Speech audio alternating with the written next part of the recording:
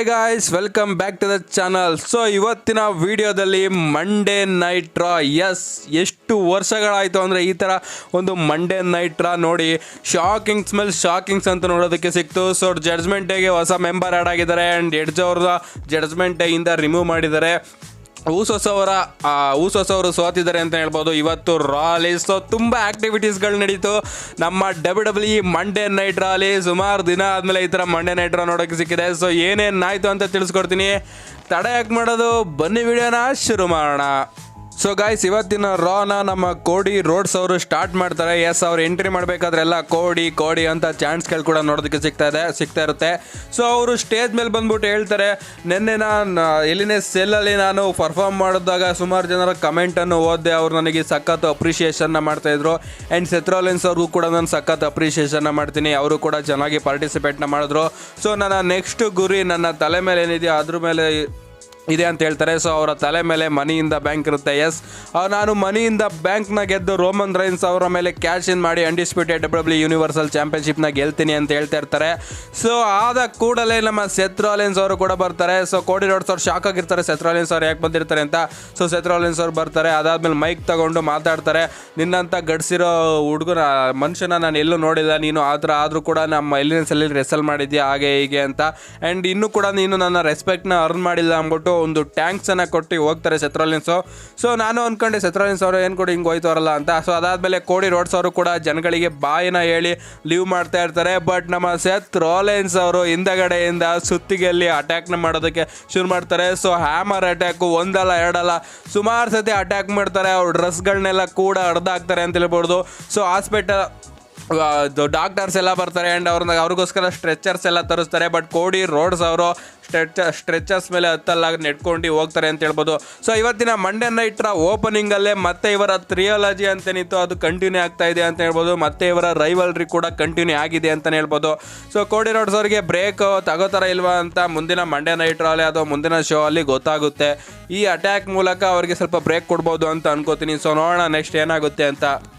ಇದಾದ್ಮೇಲೆ ಶೋ ಅಲ್ಲಿ ಬೆಕ್ಕಿ Lynch and Rena Brooke ಅವರ ನಡುವೆ ಮ್ಯಾಚ್ ನಡೀತಾ ಇರುತ್ತೆ. ಸೊ ಈ ಮ್ಯಾಚಲ್ಲಿ ನಮ್ಮ ಅಕಿರಾ ಟೊಜಾವಾ ಅವರು ಮಧ್ಯೆ ಬರ್ತಾರೆ. ಸೊ ನಮ್ಮ ಡೇನಾ ಬ್ರೂಕ್ ಅವರು ಅಕಿರಾ ಟೊಜಾವಾ ಅವ್ರನ್ನ ಪಿನ್ ಮಾಡಿ 24/7 ಚಾಂಪಿಯನ್ಶಿಪ್ನ ಗೆಲ್ತಾರೆ. ಸೊ ಇದು ಬೆಕ್ಕಿ ಲಿಂಚ್ಗೆ ಇಷ್ಟ ಆಗಲ್ಲ, ನನ್ನ ಮ್ಯಾಚಲ್ಲಿ ಬೇರೆ ಯಾರೋ ಚಾಂಪಿಯನ್ಶಿಪ್ನ ಗೆದ್ಕೊಡ್ರೆ ನನಗೆ ಇಷ್ಟ ಆಗಲ್ಲ ಅಂತ ಡೇನಾ ಬ್ರೂಕಿಗೆ ಚಾಲೆಂಜ್ ಮಾಡ್ತಾರೆ 24/7 ಚಾಂಪಿಯನ್ಶಿಪ್ಗೆ. ಸೊ ಮ್ಯಾಚ್ ನಡೀತಿರುತ್ತೆ, ಮಧ್ಯದಲ್ಲಿ ನಮ್ಮ ಆಸ್ಕಾ ಅವರು ಇಂಟರ್ಫೇರ್ ಮಾಡ್ತಾರೆ. ಸೊ ಇದನ್ನೇ ಅಡ್ವಾಂಟೇಜ್ ಆಗಿ ತಗೊಂಡ ನಮ್ಮ ಡೇನಾ ಬ್ರೂಕ್ ಅವರು ಬೆಕ್ಕಿ ಲಿಂಚ್ನ ಸೋಲ್ಸಿದ್ದಾರೆ ಈ ಮ್ಯಾಚಲ್ಲಿ ಅಂತಲೇ ಹೇಳ್ಬೋದು. ಸೊ ತುಂಬ ದೊಡ್ಡ ವಿಕ್ಟರಿ ಅಂತ ಹೇಳ್ಬೋದು ಡೇನಾ ಬ್ರೂಕಿಗೆ.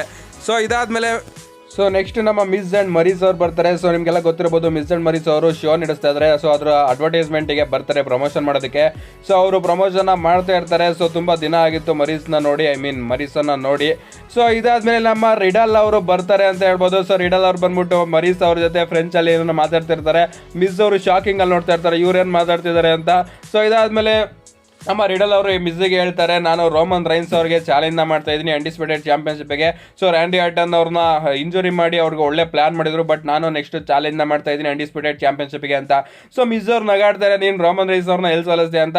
ಹಾಗೆ ಹೀಗೆ ಮಾತುಕತೆ ನಡೀತಾ ಮ್ಯಾಚ್ ಕೂಡ ಶುರು ಆಗುತ್ತೆ ರಿಡಲ್ ವರ್ಸಸ್ ಮಿಸ್ ಅವ್ರ ನಡುವೆ. ಸೊ ಫೈನಲ್ ಮೂಮೆಂಟಲ್ಲಿ ರಿಡಲ್ ಅವರು ನಮ್ಮ ಮಿಸ್ನ ಪ್ಯಾಂಟ್ ಎಲ್ಲದನ್ನೂ ಹಾಕಿ RKO ಹಾಕಿ ಮ್ಯಾಚಲ್ಲಿ ವಿಕ್ಟರಿನ ಗಳಿಸ್ಕೊಂಡಿರ್ತಾರೆ ಅಂತ ಹೇಳ್ಬೋದು. ಸೊ ತುಂಬ ಚೆನ್ನಾಗಿತ್ತು ಈ ಸೆಗ್ಮೆಂಟು ಅಂತಲೇ ಹೇಳ್ಬೋದು. ಇದಾದ್ಮೇಲೆ ಶೋ ಅಲ್ಲಿ ನಮಗೆ ಒಂದು ಚಾಂಪಿಯನ್ಶಿಪ್ ನಂಬರ್ 1 ಕಂಟೆಂಡರ್ಶಿಪ್ಗೆ ಮ್ಯಾಚ್ ನೋಡೋದಕ್ಕೆ ಸಿಗುತ್ತೆ, ಊಸೋಸ್ ವರ್ಸಸ್ ಸ್ಟ್ರೀಟ್ ಪ್ರಾಫಿಟ್ ಅವರ ನಡುವೆ. ಸೊ ಮ್ಯಾಚ್ ತುಂಬ ದೊಡ್ಡ ಇತ್ತು ಅಂತ ಹೇಳ್ಬೋದು ಆ್ಯಂಡ್ ತುಂಬ ಲಾಂಗ್ ಆಗಿ ನಡೀತು, ತುಂಬ ಚೆನ್ನಾಗಿತ್ತು ಅಂತ ಹೇಳ್ಬೋದು ಮ್ಯಾಚಲ್ಲಿ. ಸೊ ಫೈನಲ್ ಮೂಮೆಂಟಲ್ಲಿ ನಮ್ಮ ಮಾಂಟೇಸ್ ಫೋರ್ಡ್ ಅವ್ರಿಗೆ ಊಸೋಸ್ ಅವರು ಅಟ್ಯಾಕ್ ಮಾಡೋದಕ್ಕೆ ಕೆಳಗಡೆ ಕರ್ಕೊ ಹೋಗ್ತಾರೆ. ಸೊ ಬಟ್ ನಮ್ಮ ಊಸೋಸ್ ಅವರು ಮಾಂಟೇಸ್ ಫೋರ್ಡ್ ಅವ್ರನ್ನ ಅಟ್ಯಾಕ್ ಮಾಡ್ತಾ ಇರ್ಬೇಕಾದ್ರೆ ನಮ್ಮ ಮಾಂಟೇಸ್ ಫೋರ್ಡ್ ಅವರು ರಿಂಗ್ ಕೌಂಟ್ ಇರುತ್ತಲ್ಲ ಅದು 10 ತನಕ ಎಳ್ಸಿದ್ರೆ ಗೆಲ್ತಾರೆ ಅಂತ. ಸೊ ಆ ಕೌಂಟ್ನ ಬೀಟ್ ಮಾಡ್ತಾರೆ. ಬಟ್ ಊಸೋಸ್ ಅವರು ರಿಂಗ್ ಔಟ್ ಸೈಡೇ ಉಳ್ಕೋತಾರೆ. ಸೊ ಇದ್ರ ಮೂಲಕ ಕೌಂಟ್ ಔಟ್ ಮುಖಾಂತರ ನಮ್ಮ ಸ್ಟ್ರೀಟ್ ಪ್ರಾಫಿಟ್ ಅವರು ಈ ಮ್ಯಾಚಲ್ಲಿ ವಿಕ್ಟರ್ನ ಗಳಿಸ್ಕೊಂಡಿದ್ದಾರೆ ಆ್ಯಂಡ್ ನೆಕ್ಸ್ಟ್ ನಂಬರ್ 1 ಕಂಟೆಂಡರ್ ಆಗಿದ್ದಾರೆ. ಸೊ ಊಸೋಸ್ ಅವರಂತೂ ಸಖತ್ ಕೋಪ ಮಾಡ್ಕೊಂಡಿರ್ತಾರೆ ಈ ಮ್ಯಾಚಲ್ಲಿ ನಾವು ಹೇಗೆ ಸೋತ್ವಿ ಅಂತ. ಸೊ ಇದಾದ್ಮೇಲೆ ಶೋ ಅಲ್ಲಿ ಬಾಬಿ ಲ್ಯಾಶ್ಲಿ ಅವರು ಎಂಟ್ರಿನ ಕೊಡ್ತಾರೆ. ಬಾಬಿ ಲ್ಯಾಶ್ಲಿ ಅವರು ಮಾತಾಡ್ತಾ ಇರ್ತಾರೆ. ಒಮಾಸ್ ಆ್ಯಂಡ್ MEV ಅವರು ಏನೇ ಸ್ಟ್ರಾಟಜಿ ಮಾಡಿ 2-on-1 ಹ್ಯಾಂಡಿಕ್ಯಾಪ್ ಮ್ಯಾಚ್ ಹಾಕಿಸ್ಕೊಂಡ್ರು. ನಾನು ಗೆದ್ದು ಬಂದೆ ಅವ್ರ ಮುಂದೆ ಅಂತ ಹೇಗೆ ಮಾತಾಡ್ತಾ ಇರ್ತಾರೆ. ಆ್ಯಂಡ್ ನನ್ನ next target money in the bank ಆಗಿರುತ್ತೆ ಅಂತ ಮಾತಾಡ್ತಾ ಇರ್ತಾರೆ.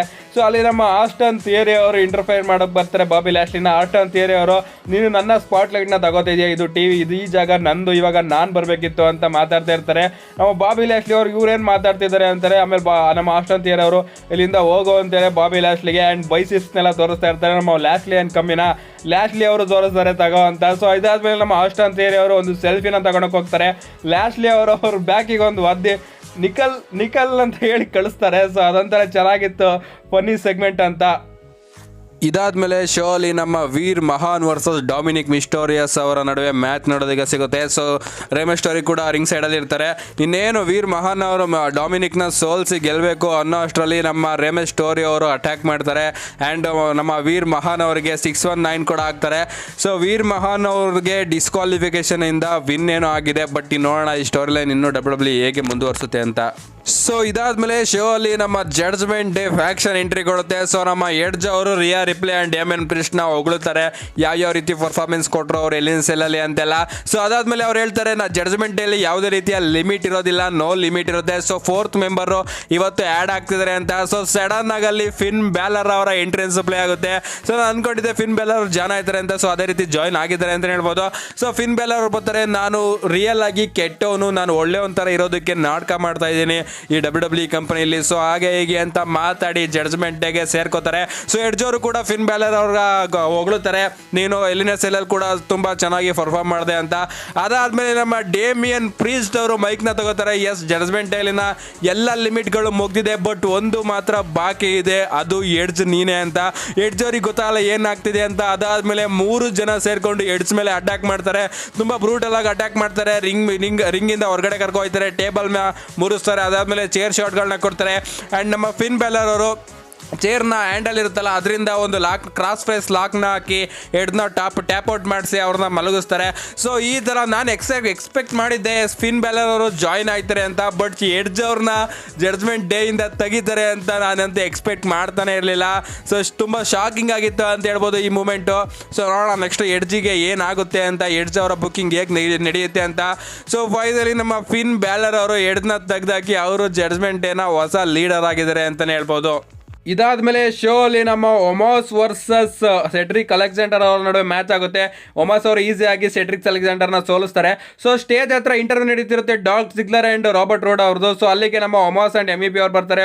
MEP ಅವ್ರು ಹೇಳ್ತಾರೆ, ಈ ಚಿಳ್ಳೆ ಪಿಳ್ಳೆಗಳ ಇಂಟರ್ವ್ಯೂ ಬಿಡಿ, ನಮ್ಮ ಇಂಟರ್ವ್ಯೂ ತಗೊಳ್ಳಿ ಅಂತ. ಸೊ ಅದಕ್ಕೆ ಕೋಪಗೊಂಡ ಅಂತ ನಮ್ಮ ಡಾಲ್ಫ್ ಜಿಗ್ಲರ್ ಅವರು ಸೂಪರ್ ಕಿಕ್ನ ಹೊಡೆದು ಬ್ಯಾಕ್ ಸ್ಟೇಜಿಗೆ ಹೋಗೋದಕ್ಕೆ ಕಾಣಿಸ್ಕೊತಾರೆ. ಸೊ ಇಲ್ಲಿ ಒಂದು ಇಂಟ್ರೆಸ್ಟಿಂಗ್ ಸೆಗ್ಮೆಂಟ್ ಕೂಡ ನಮಗೆ ನೋಡೋದಕ್ಕೆ ಸಿಗುತ್ತೆ.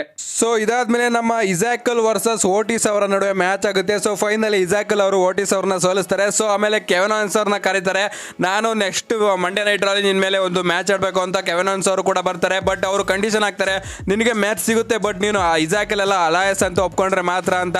ಬಟ್ ಇಸಾಕಲ್ ಹೇಳ್ತಾರೆ, ನಾನು ಇಸಾಕಲ್ ಅಲಾಯಸ್ ಅಲ್ಲ ಅಂತ. ಬಟ್ ಆದರೂ ಕೂಡ ಮ್ಯಾಚ್ ತಗೊಳ್ಳೋದಕ್ಕೆ ನಾನು ಒಪ್ಕೋತೀನಿ, ನಾನು ಅಲಾಯಸ್ ಅಂತ. ಅದಾದ್ಮೇಲೆ ನಮ್ಮ ಕೆವಿನ್ ಆನ್ಸ್ ಅವರು ತುಂಬ ಖುಷಿಯಿಂದ ನಾನು ಪ್ರೂವ್ ಮಾಡಿಬಿಟ್ಟೆ ನೀನೇ ಅಲಾಯಸ್ ಅಂತ, ಹಂಗೆ ಹಿಂಗೆ ಅಂತ ಹೇಳ್ತಾ ಮ್ಯಾಚ್ನ ಫಿಕ್ಸ್ ಮಾಡ್ಕೋತಾರೆ.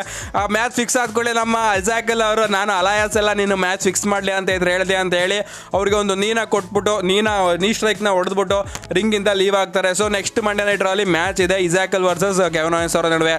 ಸೊ ಶೋನ ಮೈನ್ ಇವೆಂಟ್ ಕಡೆ ಬರೋದಾದ್ರೆ ಇಲ್ಲಿ ಫ್ಯಾಟಲ್ 4-way ಮ್ಯಾಚ್ ನೋಡೋದಕ್ಕೆ ಸಿಗುತ್ತೆ for the number 1 contender for Raw women's championship. So ಈ ಮ್ಯಾಚ್ ತುಂಬಾನೇ ಚೆನ್ನಾಗಿತ್ತು ಅಂತ ಹೇಳ್ಬೋದು. ಆ್ಯಂಡ್ ಫೈನಲಿ ಆಗಿ ನಮ್ಮ ರಿಯಾ ರಿಪ್ಲೆ ಅವರು ತಮ್ಮ ಫಿನಿಷರ್ನ ಯೂಸ್ ಮಾಡಿ ಮ್ಯಾಚಲ್ಲಿ ವಿಕ್ಟ್ರಿನ ಗಳಿಸ್ಕೊಂಡಿದ್ದಾರೆ ಅಂತಲೇ ಹೇಳ್ಬೋದು. ಸೊ ರಿಯಾ ರಿಪ್ಲೆ ಅವರಿಗೆ ವುಮೆನ್ಸ್ ಚಾಂಪಿಯನ್ಶಿಪ್ಗೆ ಮ್ಯಾಚ್ ಸಿಗುತ್ತೆ ಅಗೇನ್ಸ್ಟ್ ಬಿಯಾಂಕಾ ಬೆಲೆಯರ್ ಅಂತ ಹೇಳ್ಬೋದು. ಸೊ ಇವತ್ತಿನ ರಾ ಮಾತ್ರ ಅದ್ಭುತವಾಗಿತ್ತು, ತುಂಬ ಶಾಕಿಂಗ್ ಎಲಿಮೆಂಟ್ ಕೂಡ ಇತ್ತು ಅಂತ ಹೇಳ್ಬೋದು. ಸೊ ಯಾರ್ಯಾರು ನೋಡಿಲ್ಲ ಮಿಸ್ ಮಾಡಿದೆ ನೋಡಿ, ಸಂಜೆ ಕೂಡ ಮತ್ತೆ ಆಗ್ತಾರೆ 10-1 ರಾನ. ಸೊ ನನಗಂತೂ ಸಖತ್ ಇಷ್ಟ ಆಯಿತು. ಈ ರಾನ ರೈಟಿಂಗ್ಸ್ ಮಾತ್ರ ಚೆನ್ನಾಗಿ ಆಗುತ್ತೆ ಅಂತ ಅನ್ಕೋತೀನಿ ನಾನು. ಸೊ ಇವತ್ತಿನ ವಿಡಿಯೋ ಇಷ್ಟೇ ಗಾಯ್ಸ್. ಇನ್ನು ಯಾರ್ಯಾರು ಚಾನಲ್ನ ಸಬ್ಸ್ಕ್ರೈಬ್ ಮಾಡಿಲ್ಲ ಪ್ಲೀಸ್ ಸಬ್ಸ್ಕ್ರೈಬ್ ಮಾಡ್ಕೊಳ್ಳಿ, ಬೆಲ್ ಐಕಾನ್ ಕೂಡ ಪ್ರೆಸ್ ಮಾಡಿ. ಇದೇ ರೀತಿ ಎಲ್ಲ WWE ರಿಲೇಟೆಡ್ ಅಪ್ಡೇಟ್ಗಳನ್ನ ಕನ್ನಡದಲ್ಲಿ ನೋಡಲು ನನ್ನ ಚಾನಲ್ನ ಸಬ್ಸ್ಕ್ರೈಬ್ ಮಾಡಿ, ಪ್ಲೀಸ್ ಸಪೋರ್ಟ್ ಮಾಡಿ. ಸೊ ಫ್ರೆಂಡ್ಸ್ ಬಾಯ್.